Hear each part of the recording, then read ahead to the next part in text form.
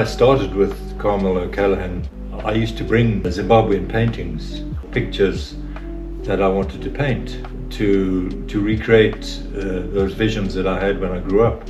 And she used to complain and say, look, you're in Ireland now, concentrate on Irish things. And I insisted, and I think one of my very first paintings that was a great success was painting, I think there was 10 ladies going to market in their floral colours and with stuff on their head. And it's a great picture of what Zimbabwe was like.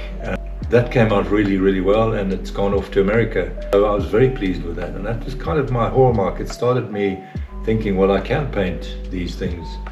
And you know, every sort of second painting was a Zimbabwean, painting. I painted an elephant, I painted some young boys from Africa, from Zimbabwe. I painted Masasa trees, Zimbabwe ruins, places that I remembered visiting and were very close to my heart. And then every other second painting, I painted something in Ireland. So, and I've carried that through the theme. I think there's a painting behind me that's a Zimbabwean. It's not fresh off the easel because I haven't quite finished it, but I usually put it here so I can go from the other side of the room and look at it, criticize it. But I'm still doing art from Zimbabwe. I use watercolors for quick work, sketches.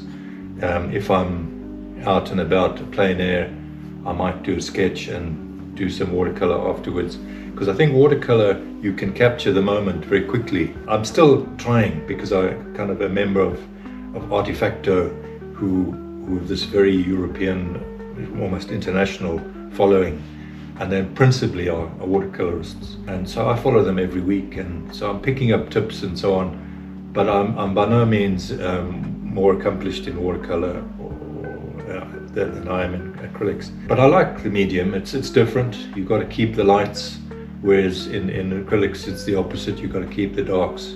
So it is a different process, but I like to try to be diverse. And I like to do the sketching as well.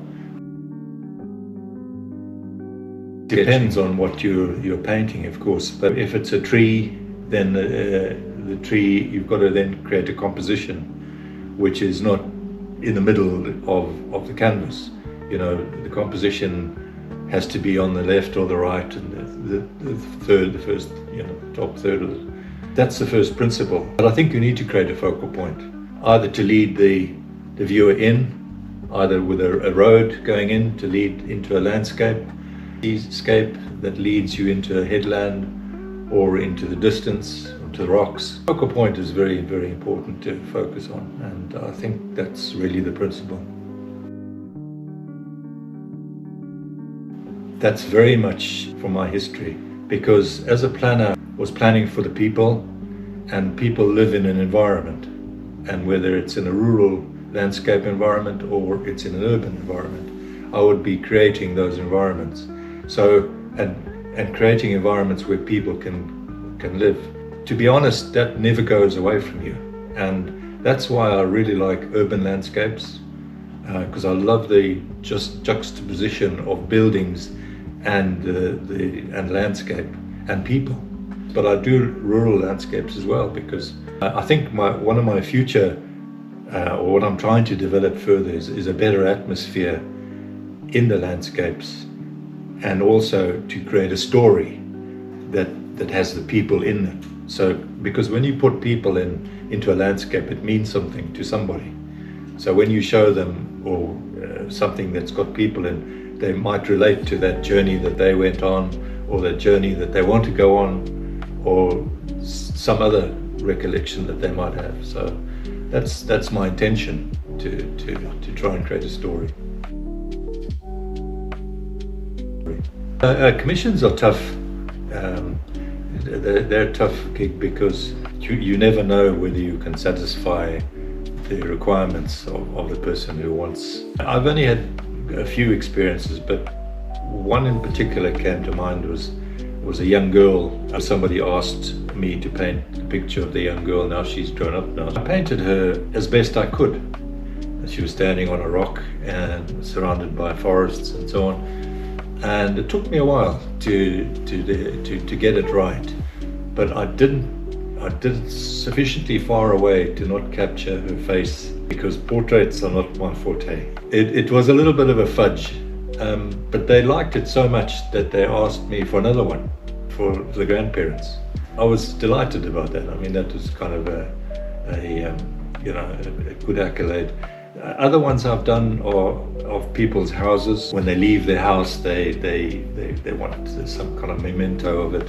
Of the Ballycotton lighthouse, people have asked me for that. The other one that I had surprised me quite a lot was on my website. I had this entrance to Glenmire, which I sold straight away, and somebody picked it up and said, could I have one? So I redid it. It required me to go back and take some photos, have a look, get the right seasons, because when I did it, it was winter, and I redid it was in the summertime, so I had to adjust it accordingly. So it wasn't exactly the same as the one I did before, but it represented the time that I was in. The guy who bought it was very, very pleased. So it's a tricky one. You just have to go for it, and I think you have to trust yourself and the process.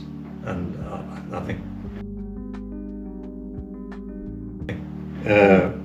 when I took the photo, or several photos of that area, I was there with Angela, my wife, and myself, sitting watching the boat race from the sea to the city.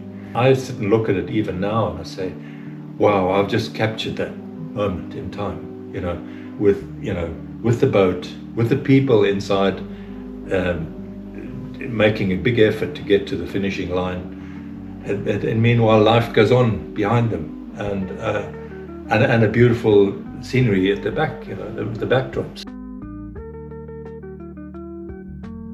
I suppose I've always had a bit of creativity inside me, but life gets in the way when you're building your career and you're raising children and so on. I suppose the real start was, and I'd always visit museums and art exhibitions and so on, so I loved the art.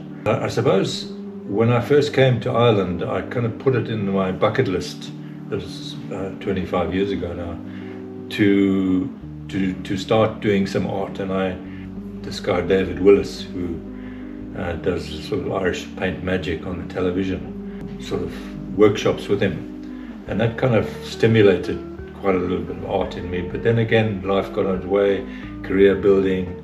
So it was only till 2017 when I saw some advert in the Cork Independent for classes, and I went to join Carmel O'Callaghan, and she had a class of 8 to 10 sort of elderly people. I was a bit worried about retiring, and I wanted a hobby and I thought, well, doing some art would help. But I was always creating, I was always sketching things in meetings and doodling and so on, so I had it in me. But I guess that's really the start of it, was I always had it in me,